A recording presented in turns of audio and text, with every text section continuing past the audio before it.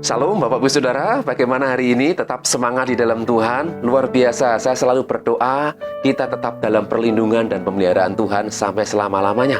Inilah doa orang-orang yang memiliki pengharapan. Karena kita harus memiliki pengharapan. Dan pengharapan di dalam Yesus Kristus hanya ada iya dan amin. Ada kepastian. Amin Bapak Ibu Saudaraku, di dalam Yesus hanya ada kepastian. Tidak ada yang mustahil bagi orang-orang yang percaya. Ya, ini yang menjadi dasar kita untuk terus maju dan menghadapi kenyataan apapun, karena kita tahu bahwa tempat tinggal kita yang sesungguhnya juga bukan di dunia ini, melainkan di dalam kerajaannya Yesus Kristus. Kita harus memiliki pengharapan ini Bapak Ibu Saudaraku. Jika orang-orang juga menyadari bahwa di dunia ini sementara, kita cuma mampir ngombe, ibaratnya orang Jawa bilang, kita harus memiliki pengharapan hidup bersama dengan Yesus, karena ini adalah kekuatan kita. Ya, bagaimana kita bisa memasuki kerajaan Yesus Kristus? Tentunya kita juga harus belajar bagaimana sebagai pengikut Kristus hidup di dunia yang sementara ini. Ya, Bapak Ibu Saudaraku, kita harus semakin memahami bagaimana Tuhan inginkan bagi setiap kita orang-orang percaya selagi masih ada di dunia ini. Bagaimana kita menjalani hari-hari ini. Tanpa Tuhan kita tidak mampu. Bersama Tuhan kita akan melakukan perkara-perkara yang besar. Jika kita sendirian, hati-hati, karena tantangan zaman semakin berat. Ingat Bapak Saudaraku, tanpa Tuhan kita tidak mampu. Bersama Tuhan kita akan melakukan perkara-perkara yang besar. Amin. Mari kita akan melihat dan belajar lagi tentang kerajaan Yesus Kristus di dalam Matius pasal 4 ayat 23 sampai dengan yang ke-25. Di sini hanya 3 ayat, namun di sini kita bisa melihat kuasa Tuhan yang luar biasa. Ya, di situ judulnya Yesus mengajar dan menyembuhkan banyak orang.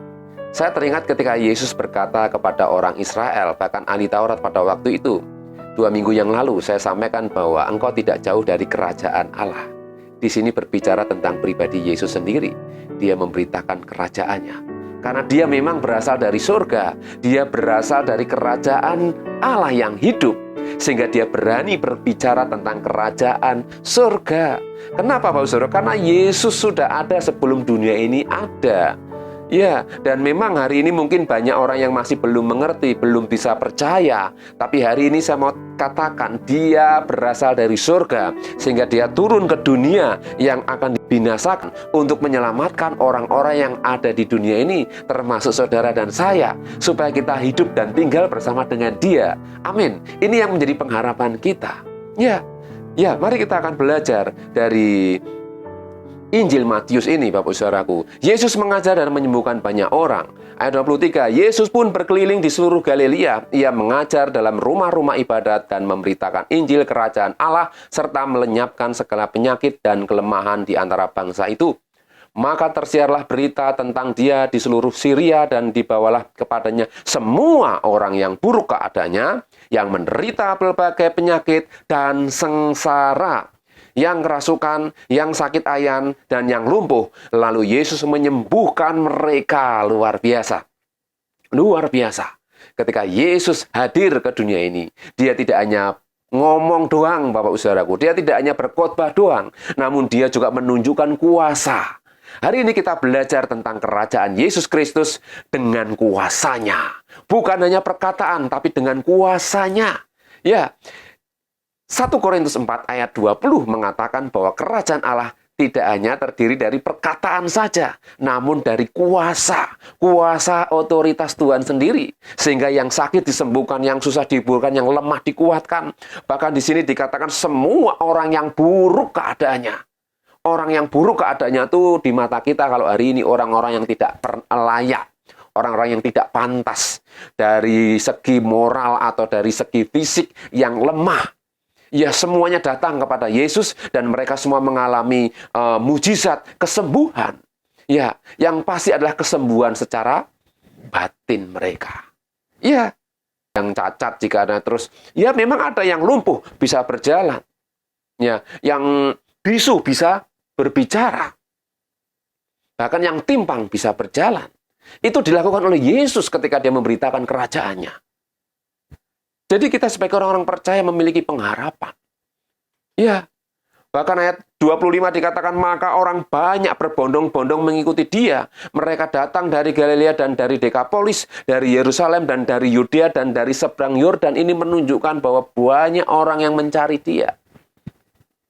Dampak dari kerajaan Yesus diberitakan adalah kuasa. Dan ketika kuasa itu didemonstrasikan oleh Yesus, maka orang-orang banyak datang berduyun-duyun. Ini hal yang luar biasa yang pernah terjadi di muka bumi ini. Ya, ketika kita belajar tentang kerajaan Yesus Kristus, dia memberitakan tidak hanya sekedar perkataan saja. Sekali lagi dengan kuasa otoritas Allah yang Maha Tinggi. Amin, Bapak Saudaraku. Dan kita sebagai orang percaya, kita menyadari, kita juga dipanggil oleh Tuhan, juga dipakai oleh Tuhan untuk menyatakan kerajaan Yesus Kristus di tengah zaman ini. Tuhan juga bisa pakai saudara dan saya untuk menyatakan kebesaran kerajaan Yesus Kristus. Sehingga Injil kerajaan ini harus didengar oleh seluruh makhluk yang ada di bumi ini. Sehingga mereka yang mendengar akan memperoleh keselamatan. Amin. Sekali lagi berbicara tentang kerajaan Yesus Kristus, itu adalah kerajaan yang penuh kuasa. Saudara juga diberi kuasa. Bukankah Yesus ketika memerintahkan murid-muridnya, mereka dibekali dengan kuasa, yaitu Roh Kudus, sehingga mereka bisa memberitakan Injil kerajaan Yesus Kristus dengan penuh kuasa. Ya, bahkan menginjak ular dan kalajengking, bahkan minum racun pun mereka tidak akan mati.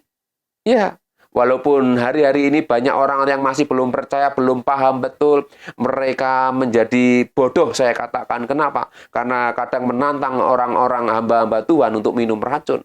Ya, kalau itu sudah tahu racun, kenapa harus diminum? Itu hal yang bodoh. Tapi ketika murid-murid Yesus, ketika dia memberitakan Injil kerajaan Yesus Kristus, ketika mereka tidak tahu, mereka tidak sadar, walaupun diracun, mereka tidak akan mati. Karena memang mereka tidak tahu. Karena hanya Tuhan yang tahu dan Tuhan menolong setiap hamba-hambanya. Sehingga kita tidak perlu takut dan khawatir untuk memberitakan kerajaan Yesus Kristus. Sampai hari ini, mari kita sebagai umat Tuhan, kita harus yakin kita diberi kuasa. Ya, jadi poin-poin ini yang harus kita ingat. Kerajaan Yesus itu membawa kuasa. Dan kita diberi kuasa untuk memberitakan kerajaan Yesus Kristus. Tidak perlu takut, tidak perlu khawatir, Bapak Ibu Saudara. Karena waktu begitu cepat, waktu begitu singkat. Mari kita gunakan hari-hari ini untuk memberitakan kerajaan Yesus Kristus yang penuh kuasa. Tidak hanya perkataan. Ya, jika kita sebagai orang percaya mengimani, bahkan hidup saya sampai hari ini, ya, yang Tuhan angkat, yang Tuhan pulihkan, yang Tuhan berikan kuasa untuk bisa memberitakan firman Tuhan hari ini, itu semua karena kuasa Tuhan saja. Dan hari ini firman Tuhan dinyatakan penuh dengan sukacita dan kegairahan yang dari Tuhan. Ya, ketika Yesus tahu dia akan datang ke dunia, dia tahu akan mengalami penyalipan dan penderitaan yang sedemikian. Tapi karena dia mengasihi kita, dia tetap melakukan tugas ini. Dan dengan kasih ini dia menyelamatkan. Tidak ada manusia, nabi yang bisa seperti Yesus. Jika dia bukan Tuhan, dia tidak akan bisa. Amin, Bapak Ibu Saudara. Bersyukurlah jika kita memiliki Tuhan yang hidup.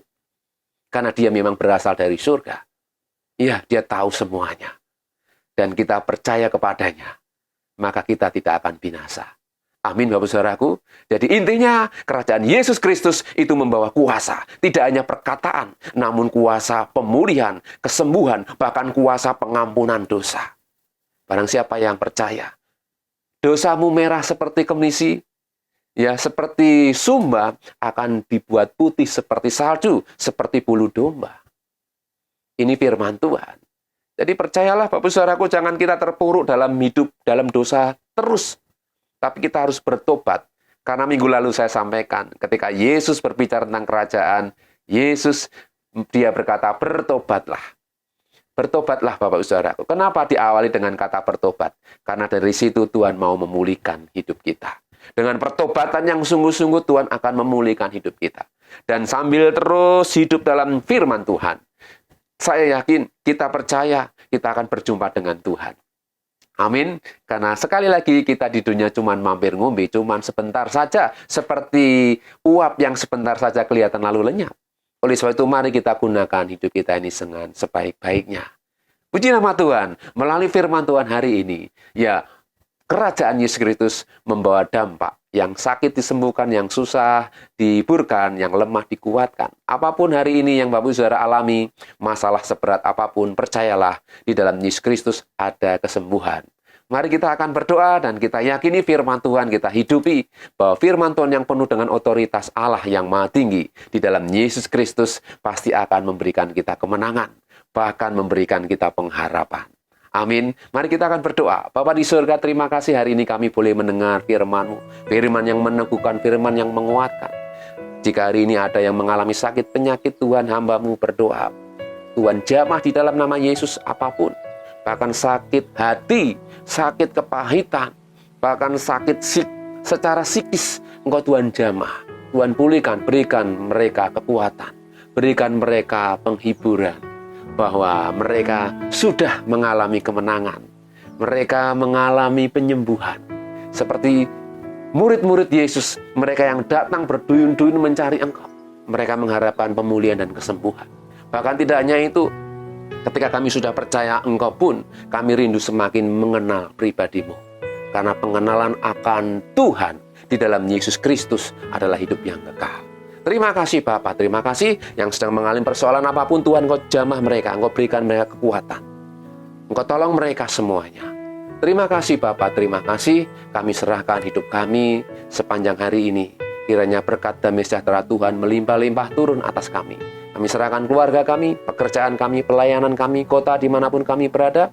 Kami serahkan juga bangsa dan negara kami, Indonesia.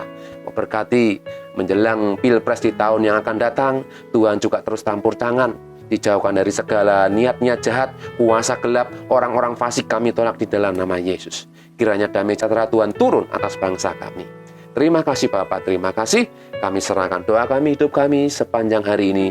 Damai sejahtera Tuhan turun, mulai hari ini sampai Maranatha, Tuhan Yesus datang kedua kali. Dan kita yang percaya katakan bersama, amin, amin. Tuhan Yesus memberkati.